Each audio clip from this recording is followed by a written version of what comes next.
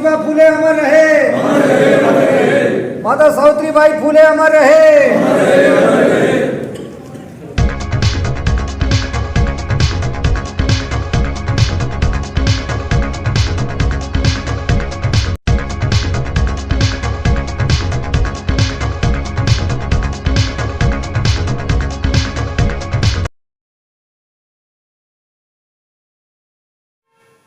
नमस्कार, मैं राजीव बंसल। आप देख रहे हैं हांसी की आवाज़।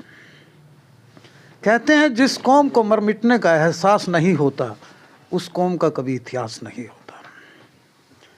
आज हम बैठे हैं वार्ड नंबर 2 के पार्षद हरिराम सैनी जी के ऑफिस में, और उनके ऑफिस में एक ऐसी शख्सियत आई हुई, जसबीर सैनी जी, जो राष्ट्रीय सैनी सभा हरियाणा के प्रदेश अध्यक्ष हैं और कौम के लिए लड़ाई भी लड़ते हैं। हम इनसे जानेंगे कि यहाँ आने का क्या मकसद है और क्यों। थोड़ा खड़े हो जाओ सर, हाथ से ले लेंगे।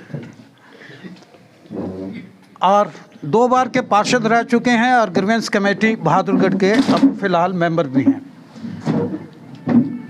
सर, मैं सीधे सीधे आपसे बात करूँगा। सैनी सभाएं बहुत सी हैं प्रदेश के अंदर जो समाज के लिए काम करती हैं। आप भी समाज के लिए काम करते हैं, प्रदेश अध्यक्ष हैं, बड़े जुझारू हैं। आपकी वाणी मैंने सुनी है, तो क्या कहना चाहते हैं और यहाँ क्या मौजू है आपका यहाँ आने का और क्या मकसद है? सबसे पहले मैं हांसी की आवाज़ के सभी दर्शकों को मैं बधाई देता हूँ, शुभकामनाएं देता हूँ, और आप सभी पत्रकारों का यहाँ कार्यक्रम में पहुँचने पर स्वागत अभिनंदन करता हूँ। आज यहाँ पहुँचने का हमारा मकसद है, राष्ट्रीय सैनी सभा का अध्यक्ष होने के नाते हम एक जिला अध्यक्षों की टीम बना रहे हैं हरियाणा प्रदेश में।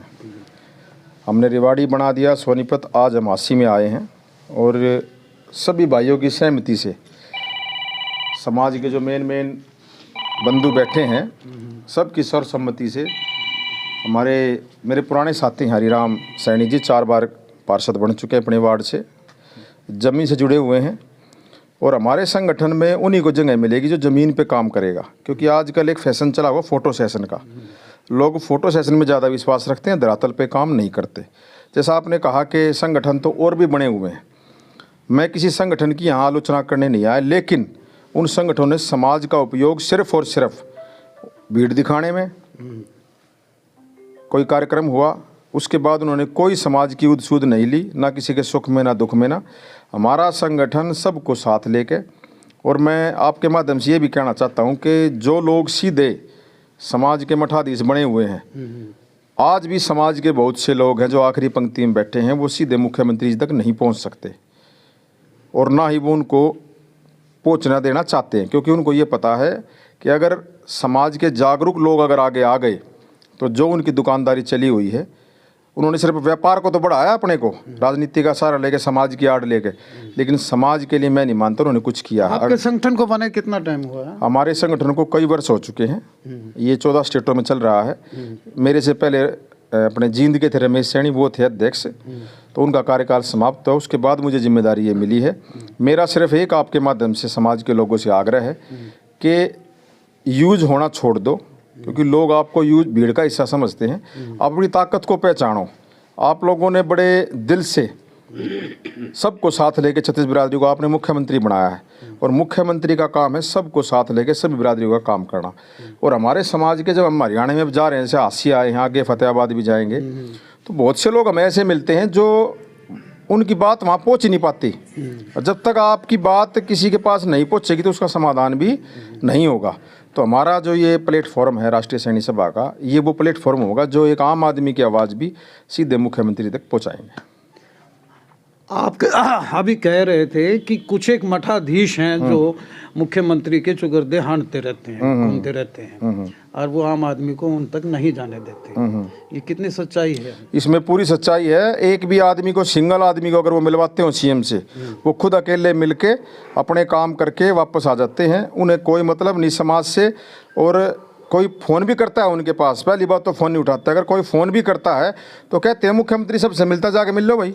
अरे सैनी समाज के ही संगठन है। हाँ, मैं ये कहना चाहता हूँ कि रूटीन में सीएम साहब सबसे मिलते हैं। इस बात को पूरा देश जानता है कि सीएम साहब रात को 12-12 बजे तक लोगों से मिलते हैं। लेकिन कई बार ऐसा होता है, कई काम ऐसे होते हैं जो व्यक्तिगत तौर पे बताने के होते हैं, वो आप भीड़ में या उसमें जो मिलते हैं सिस्टम प्रोटोकॉल के हिसाब से आप नहीं बता सकते।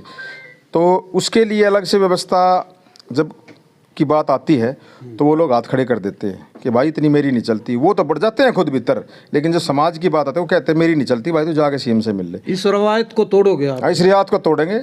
देखो जो काम करे धरातल पे, और मुख्यमंत्री से भी आग्रह करूँगा आपके माध्यम से कि उनके पास आज सारी व्यवस्थाएं हैं, सारा उनके पास, वो प्रदेश के मुखिया हैं, उनके पास सारी एजेंसियाँ हैं, वो भी उन लोगों का चयन करें जो धरातल पे काम कर रहे हैं, उनके लिए, पार्टी के लिए भी, उनके लिए भी, ताकि आने वाले समय में मजबूती से, आज 48 सीट आई, हम चाहते हैं आगे 70-75 आएँ, लेकिन वो आएंगी तब जो लोगों के बीच में हम जाके मजबूती से अपनी बात भी रखें। और जो ये सिर्फ हाजिरी मारने वाले, सिर्फ जी हजूरी करने वाले, सिर्फ चापलूसी करने वाले, सिर्फ अपना व्यापार को बढ़ावा देने वाले, अपने स्वार्थ के लिए काम करने, ऐसे लोगों से किनारा करना पड़ेगा, मेहनती लोगों को आगे लाना पड़ेगा।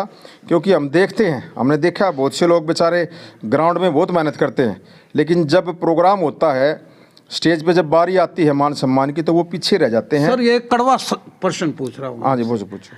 आप बहुत अच्छा बोल रहे हैं, कहीं अपनी टीम को मजबूत कर कहीं आप भी मठाधीशों की संज्ञा में तो नहीं ऐसा आ जाओगे? ऐसा है, सुनो मेरी बात। आप तो टीम मजबूत कर रहे हैं ना, जिला अध्यक्ष बना रहे हैं। हम ये आपके माध्यम से कहना चाहता हूँ, वो कहते हैं ना कि भाई भगत सिंह कौन बने, क्योंकि हर आदमी ये सोचता भगत सिंह तो पैदा हो पर मेरे नौ पड़ोसिया को हो जाए, कहावत है ये। हमने तो समाज के लिए भगत सिंह के विचारों को अंदर अपने समा लिया है। हमें कुछ मिले ना मिले, लेकिन समाज को हम, समाज की अनदेखी किसी भी कीमत पे हम नहीं होने देंगे। कोई भी गरीब व्यक्ति समाज का, हरियाणा प्रदेश का, अगर वो परेशान है तो मैं नहीं मानता कि समाज के जो मठाधीश उनको नींद आनी चाहिए। वो सिर्फ भीड़ के लिए हमें अगर याद करते हैं तो इसका मतलब उनके मंसूबे दूसरे हैं, स्टेज पे उन्हीं के नाम बोले जाते हैं। वो एक आदमी सिंगल लेके नहीं आते भीड़ में, स्टेज पे चढ़ के अपना नाम बुलवा के और ये दिखाने की कोशिश करते हैं जो हमारे मुखिया उनको कि ये सारी भीड़ मेरे कहने से आई है। जसबीर सैनी का मकसद भी हो सकता है राजनीति करना, राजनीति तो करी, संगठन बना के सुनो ऊपर सुनो जाना। सुनो सुनो सुनो राजनीति तो कर ही रहे हैं हम। जब पार्टी ने पद दे रखे है, राजनीति तो करेंगे। मेरा मकसद ये है जो जिला अध्यक्ष बनेंगे, हरिराम भाई को जिम्मेदारी मिलेगी, ये अपने एरिया में काम करें। जिले में ये नहीं कि पार्षद तक सीमित रहें, आगे चेयरमैन का चुनाव भी है, विधानसभा का चुनाव भी है, क्या बुराई है, हर आदमी की इच्छाएं होती हैं। हम ये चाहते हैं जो हमारी टीम बनेगी मजबूती से अपने एरिया में काम करे, लोगों में पहचान बनाए, लोगों में पकड़ बनाए, और जो भी चुनाव आए, चाहे वो गांव की सरपंची का हो, चाहे पार्षद का हो, चाहे चेयरमैन का हो, चाहे अपनी दावेदारी मजबूती से रखे। जब तक मांगेंगे नहीं, कोई नहीं देगा। आप एक बात बताओ, आज हमारे समाज के कितने विधायक हैं हरियाणा से? मैं आपसे, एक उम्र में आप बड़े हैं, मैं एक आपसे छोटा सवाल कर रहा हूँ, कितने एमएलए हैं हमारे? चलो हाँ, 3 एक विधायक तो नहीं, आज प्रेजेंट में 2 ही हैं। कौन कौन जी? दूसरा कौन आया? दूसरा कौन आया जी? दूसरा आप बताए तो जी, तो बताओ। विशाल नहीं है क्या वो? विशाल नहीं, आज प्रेजेंट की बात कर रहा हूं। अच्छा, मैं ये पूछ रहा हूं कि ये पॉलिटिकल विंग है या आपकी सामाजिक विंग है? बस ऐसा है जी, सुनो मेरी बात। पत्रकार और भी है, राजनीति साथ चलेगी संगठन के, बिना राजनीति गुजारा नहीं है। मेरा सिर्फ एक मकसद है, आज हमारे प्रदेश में एक एमएलए है, वो सीएम बने हुए हैं। एक टिकट मिला था नारायणगढ़ से डॉक्टर पवन सैनी को, वो चुनाव हार गए। मैं ये पूछना चाहता हूँ पार्टियों से, सबसे, चौटाला साहब थे तो क्या सिर्फ चौटाला साहब सिंगल थे उन समाज के चीफ मिनिस्टर? उससे अलग कोई मुख्य एमएलए नहीं था उनके समाज का? इतिहास उठा लेना। हुड्डा साहब 10 साल चीफ मिनिस्टर रहे, क्या उनसे अलग उनके समाज के एमएलए मंत्री नहीं थे? खट्टर साहब 10 साल चीफ मिनिस्टर रहे, क्या खट्टर साहब से अलग उनके समाज का कोई एमएलए मंत्री नहीं था? तो ये भेदभाव हमारे साथ क्यों कि एक एमएलए की टिकट दिया? कम से कम हरियाणा प्रदेश में हमारे कम से कम 10 एमएलए विधानसभा के डिजर्व करते हैं। ये हमारा हक है और ये हमें मिलना चाहिए। ये सामाजिक यानी सरोकार के साथ साथ राष्ट्रीय सरोकार, राजनीतिक सरोकार। बिल्कुल बिल्कुल बिल्कुल बिल्कुल बिल्कुल बिल्कुल राजनीति में हम, सुनो, अब समाज के जो डीलर हैं, मैं इसकी आपका इस बात का लास्ट है, जो राजनीति का उपयोग समाज के लिए करे, वो तो उसको तो हम कहेंगे लीडर। राजनीति का उपयोग समाज के लिए करे। अगर वो राजनीति किसी पद पे है या पावर में है तो उसका उपयोग अगर समाज के लिए करता है तो वो लीडर है। लेकिन अगर वही व्यक्ति राजनीति का उपयोग न समाज का उपयोग राजनीति के लिए करे, वो है डीलर। तो हमें उन डीलरों को बाहर भगाना है, लीडरों को आगे लाना है। लीडर हमारा हरिराम सैनी भाई भी हो सकता है, हमारा रिवाड़ी का जिला अध्यक्ष रोशन लाल सैनी भी हो सकता है, सोनीपत का जिला अध्यक्ष भाई लक्ष्मण सैनी भी हो सकता है। आगे जो बनेंगे जिला अध्यक्ष उन सबको लीडर की श्रेणी में लाएंगे। ऐसे नहीं है कि अमीर दुनिया की दरिये बिछाए जाएंगे। ये राष्ट्रीय सैनिक सभा आपका राजनीतिक पार्टी में भी कन्वर्ट हो सकती है क्या? मैं पार्टी में तो हूँ, भाजपा में, मैं मना थोड़ी कर रहा हूँ। ना इतना बड़ा सपना नहीं है। जिन्हें पार्टी बनाई उनकी बैंड माटी होती देखिए हमने। सर ये थे, बहुत बहुत शुक्रिया आपके साथ बात करके। धन्यवाद जी आए हैं, राष्ट्रीय सैनिक सभा के प्रदेश अध्यक्ष हैं जी, और आपको जिला अध्यक्ष बनाया है जी। स्वीकार है आपको? बहुत स्वीकार है और दिल लगा करके काम करेंगे और काम करके दिखाया है। हम आज काम करना शुरू नहीं किया, मैंने तो करके दिखाया है। जब राष्ट्रीय सैनिक सेवा समाज दिल्ली की संस्था ने मेरे को 2009 में प्रदेश का युवा अध्यक्ष बनाया था, तो मैं पहला इंसान हूं जो पूरे 22 के 22 जिलों में घूम करके उन 22 जिलों में उनका जिला अध्यक्ष बना करके और उन 22 जिलों की कार्यकारिणी 25-25 आदमियों की बना करके सैनिक सभा दिल्ली में पेश की थी। और वही प्रदेश वही जिला अध्यक्ष आज तक काम कर रहे हैं। मैं तो ग्राउंड में काम करने वाला आदमी हूँ, इसीलिए 4 बार पार्षद बनाया हूँ।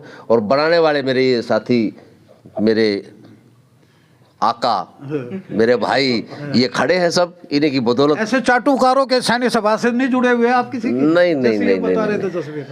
ऐसा है, हरिराम सैनी अगर चाटुकार होता तो वो कहीं ना कहीं तलवे चाटता मिलता।